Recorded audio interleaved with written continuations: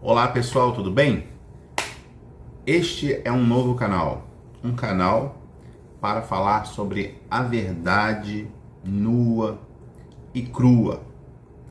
Esse é um canal para falar sobre a escola da vida, para falar sobre a experiência que a pessoa tem em face do que tanto nos falam desde a infância e o que realmente as pessoas experimentam na vida real, na prática.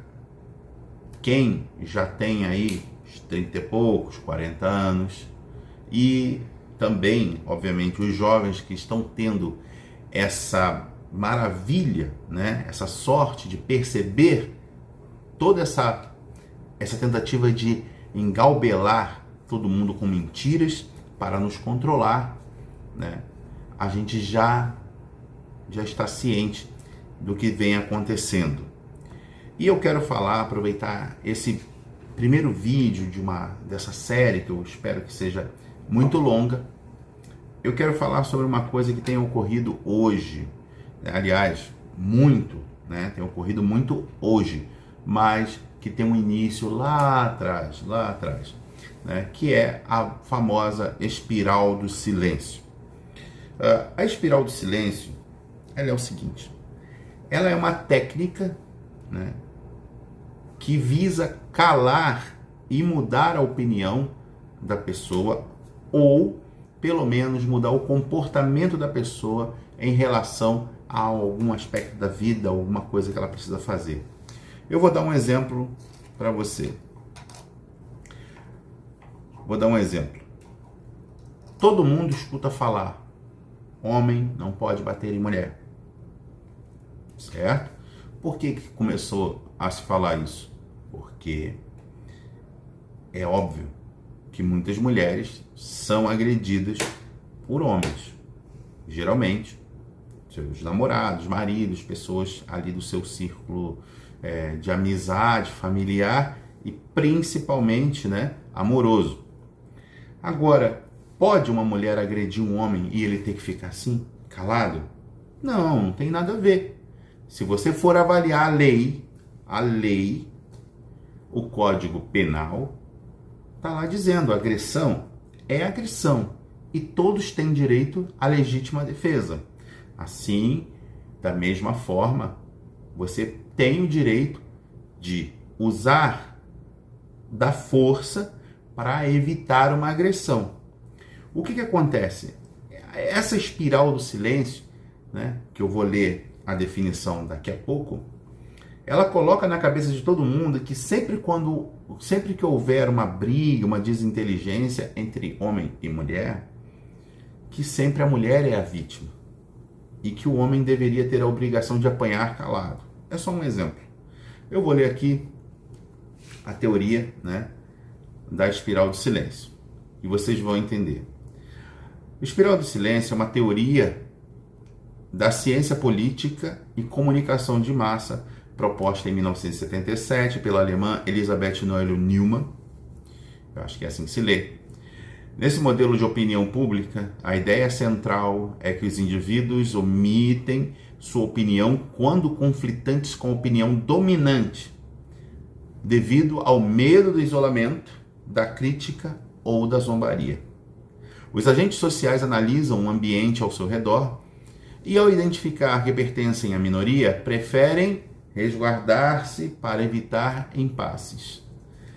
Esse comportamento gera uma tendência progressiva ao silêncio, tratando-se, pois, de um movimento ascendente em espiral, daí a denominação espiral do silêncio, porque o indivíduo, ao não expor a sua ideia, automaticamente compactua com a maioria, de modo que outras pessoas que poderiam com ele concordar também deixam de verbalizar as suas ideias. Quanto menor o grupo que assume abertamente a opinião divergente, maior o ônus social em expressá-la. Exemplo: às vezes você vê uma pessoa sendo maltratada por outra na rua e todo mundo está quieto. Quando uma pessoa vai lá e defende e se mete, outras pessoas vão lá ajudar. As pessoas estão esperando ali alguém tomar uma atitude, ou seja, um comportamento de liderança, ok? Enquanto as pessoas estão ali quietas, você até tem vontade, mas você tem medo da reprovação. Isso pode acontecer também em debates políticos, em ideias políticas religiosas, né? Você pode ter uma ideia, né, e a pessoa coloca, por exemplo, usa uma técnica chamada shaming, né, que significa, é como você envergonhar, né, alguém. É, por exemplo, dizer, bom, quem tem tal pensamento político é porque é corrupto, ok? Então você tem exatamente aquele pensamento, você vai fazer o quê? Ficar calado. Você vai ficar bem caladinho, porque você não quer ser visto como corrupto. Você está percebendo que todo mundo está concordando com essa ideia. Então, se você aparecer lá, não, eu voto em fulano mesmo, opa, você é corrupto. Opa, você é ladrão. Opa, você é cúmplice. Se você gosta de bandido, então você é um cúmplice de bandido. Entendeu?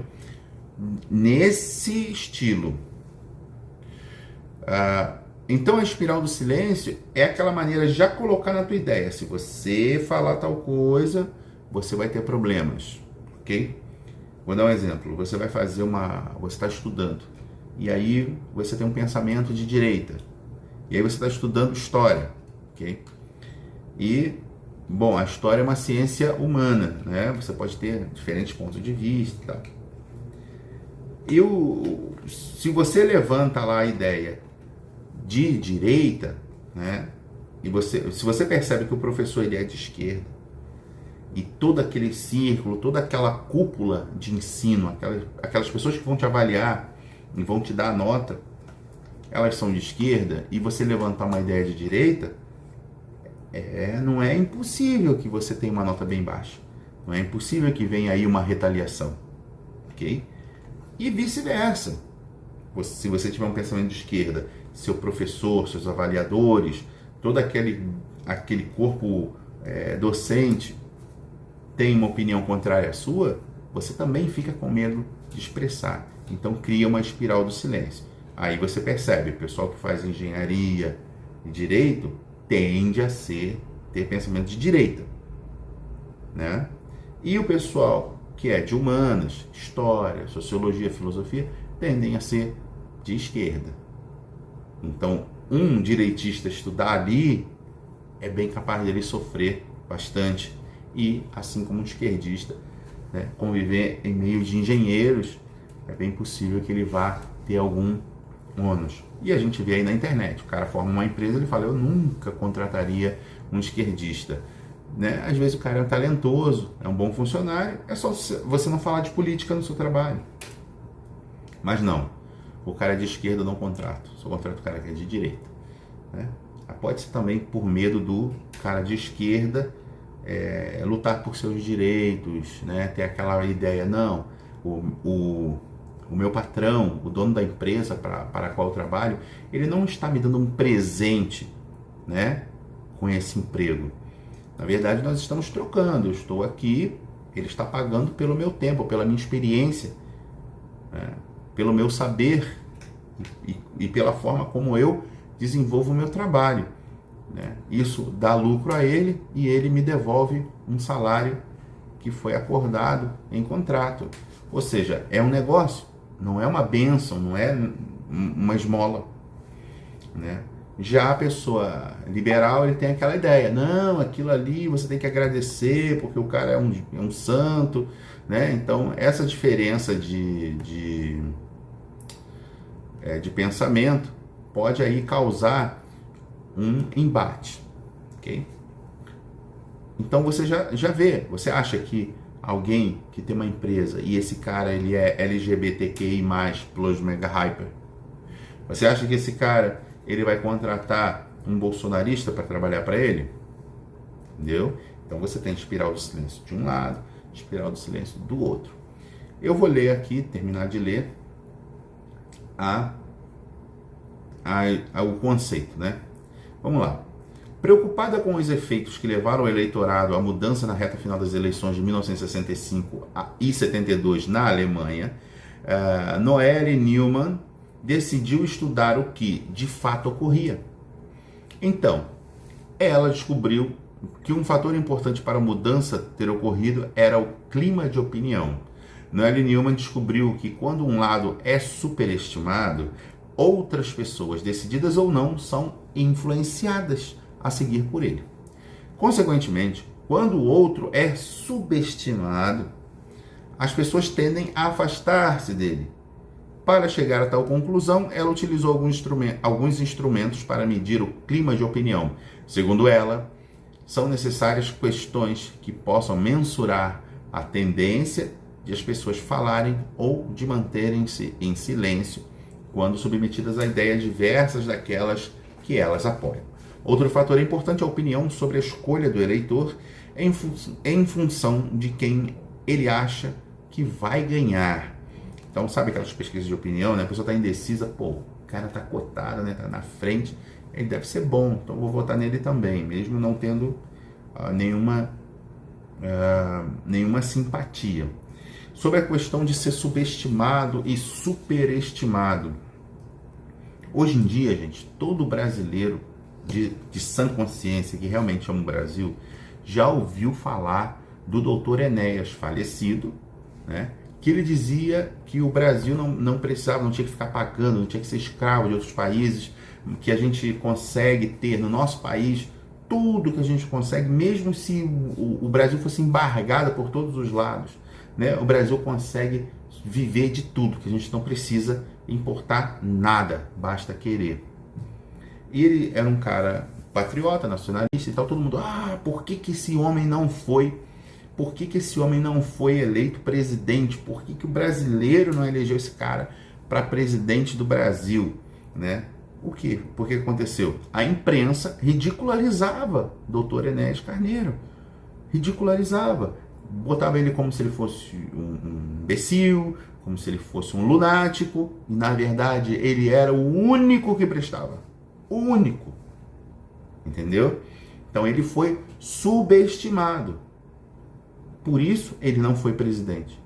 Eu acho que ele foi o único que tinha um mínimo de inteligência para dirigir uma nação do tamanho do Brasil, né, querendo realmente o bem dela, tá?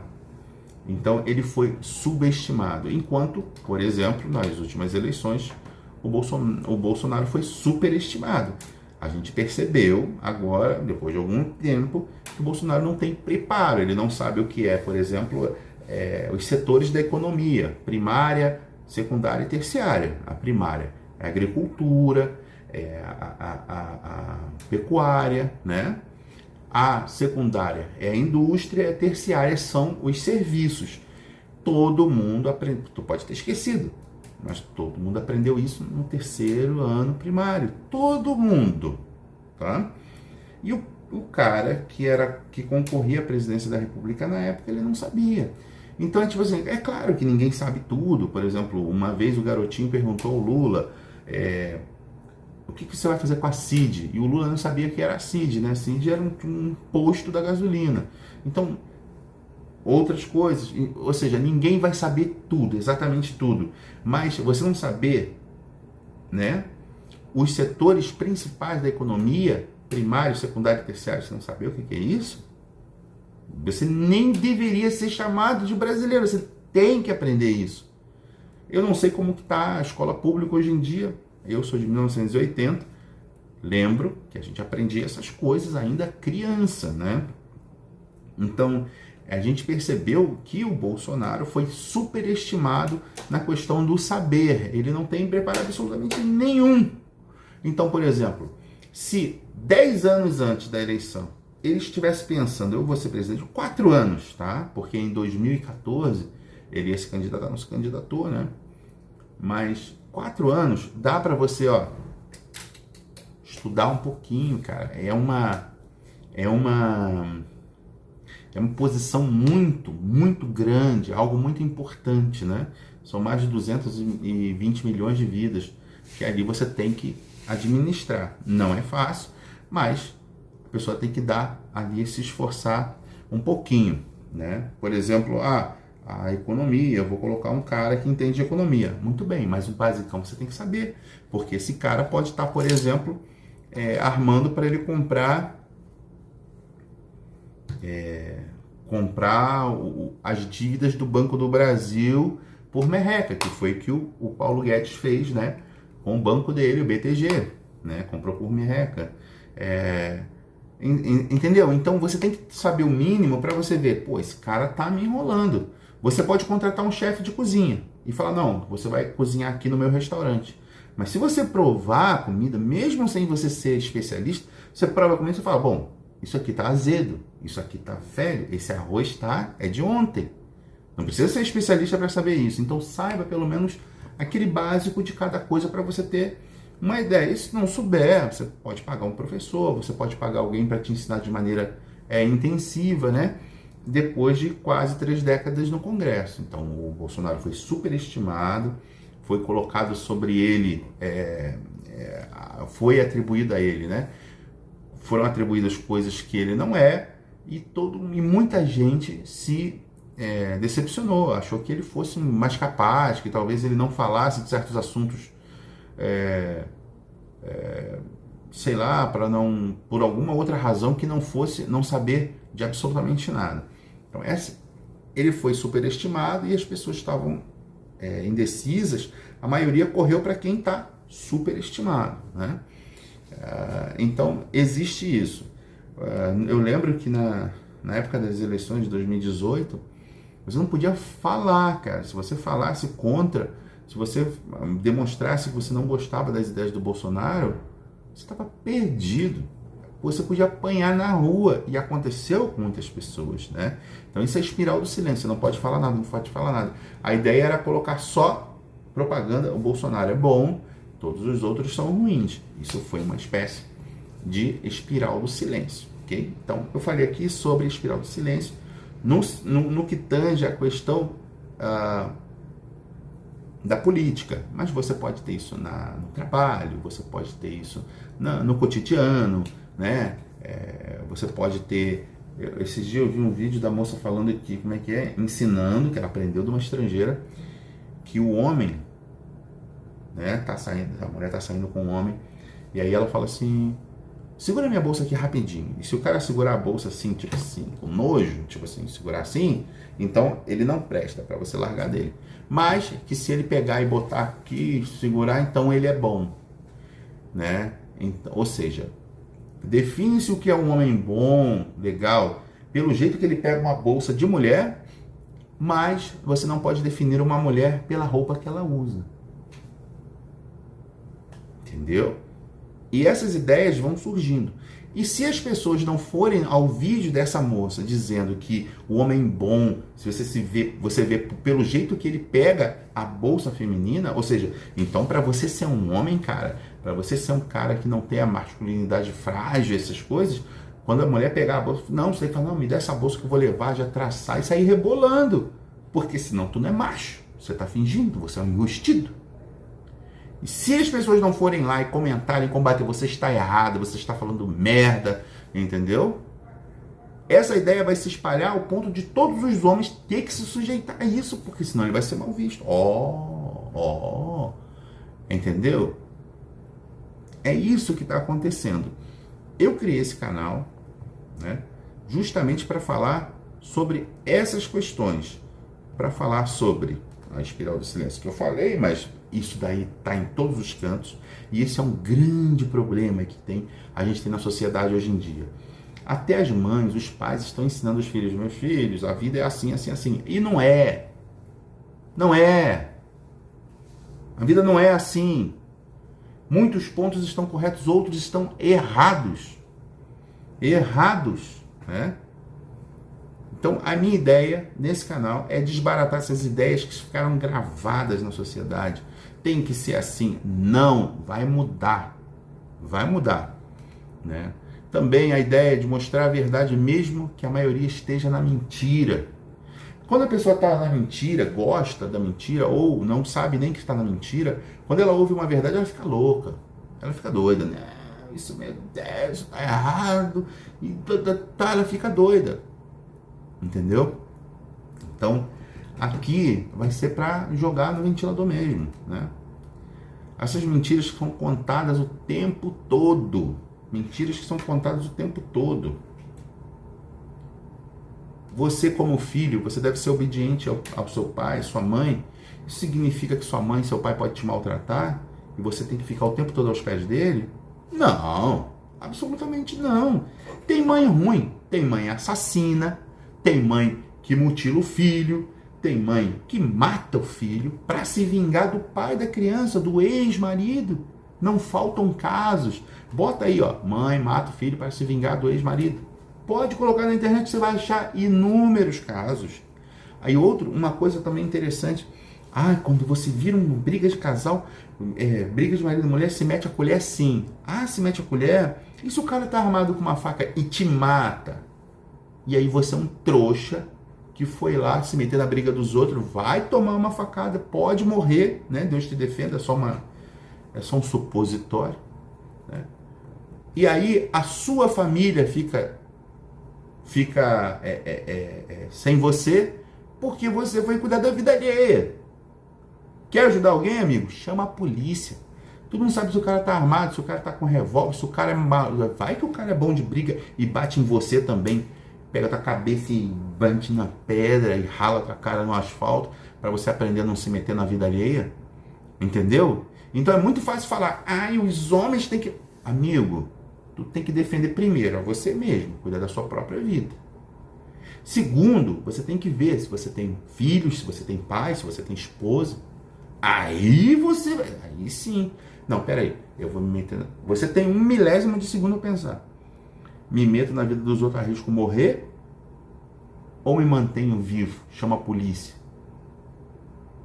Agora, se tiver um monte de gente na rua, um monte de gente avançou no cara, né? Aí é aquele efeito cascata.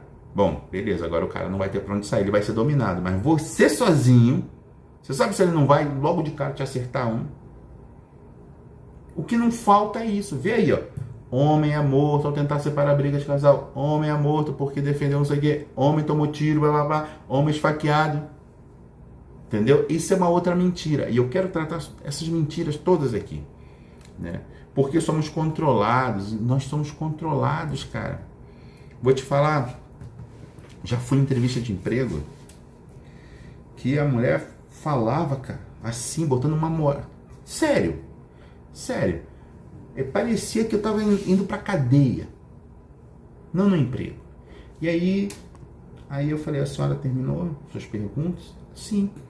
Falei, tá, agora eu gostaria de fazer algumas perguntas. Ela, pergunta? Que pergunta você vai fazer? Bom, você perguntou, né?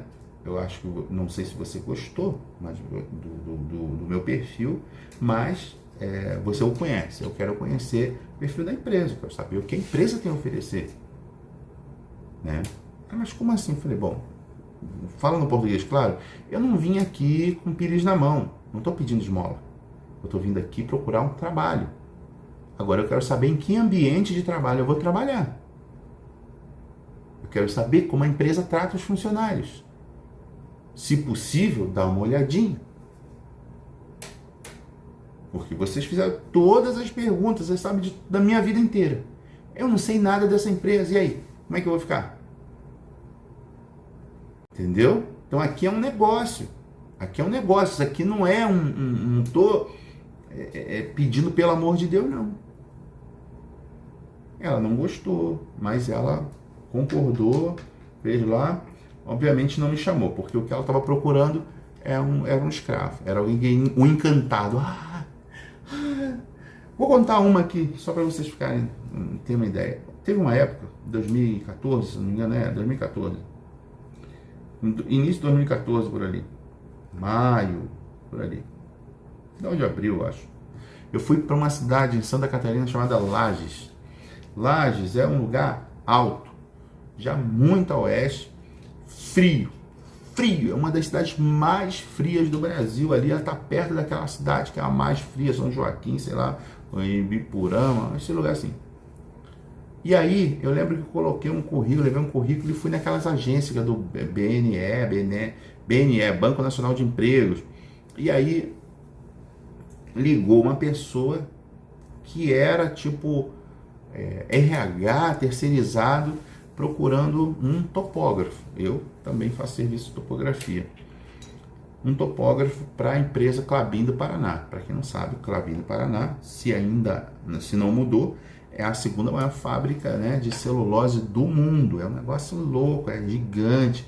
Eles têm tipo um bondinho igual do Pão de Açúcar só para os funcionários. Negócio doido, tá? Muita coisa. E aí a vaga era de topografia para calcular área e tal, e volume. E eu ia ter que trabalhar sozinho, sabe? Tinha lá uma ajudante. Mas o salário era ultra miserável. Miserável, era um lixo. Era horrível. Era horrível. Não tinha como um topógrafo receber aquele salário. Tá?